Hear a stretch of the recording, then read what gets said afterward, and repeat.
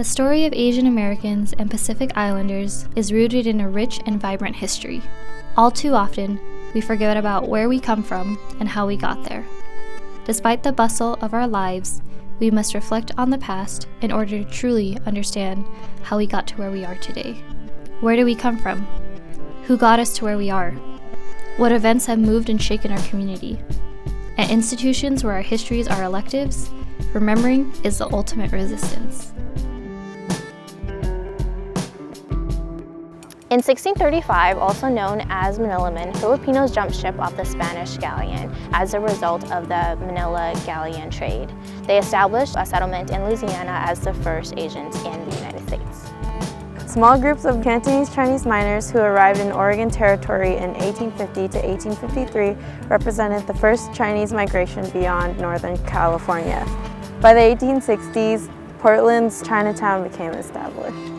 The Chinese Exclusion Act was first signed into law in 1882. The act prohibited the immigration of new Chinese laborers for 10 years. It is the first law in U.S. immigration history to define immigration as a criminal offense.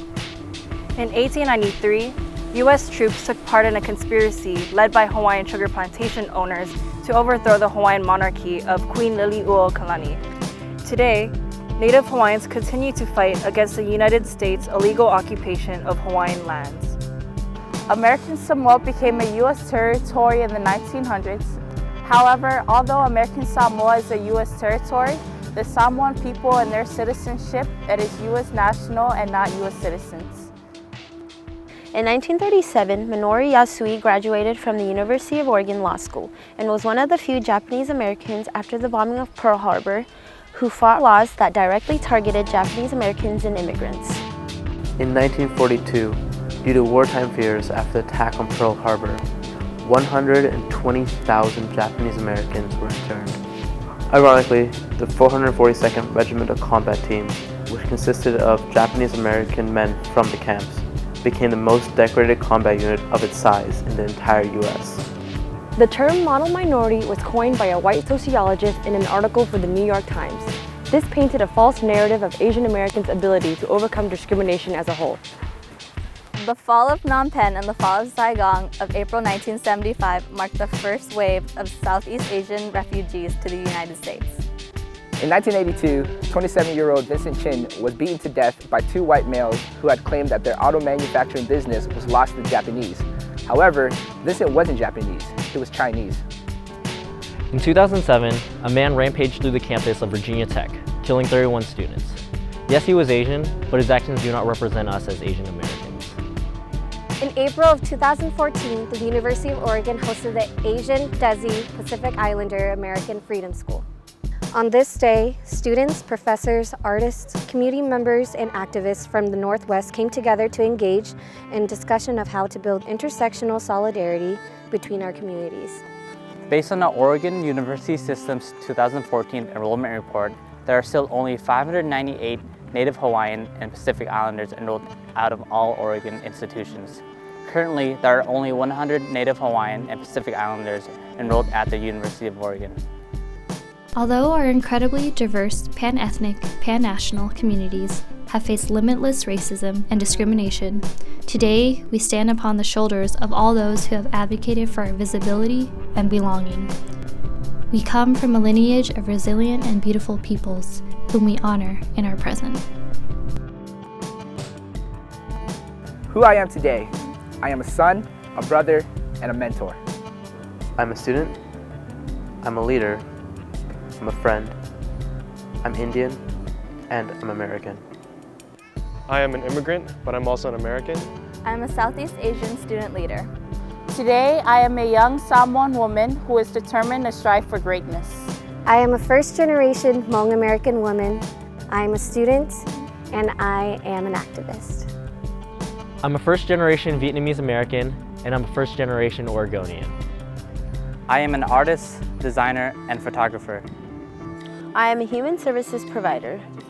I am a role model in my community, a leader, and a mentor. I am a part of University of Oregon's Wushu team. Today, I'm a resident assistant and I'm trying to finish my last year here at the University of Oregon.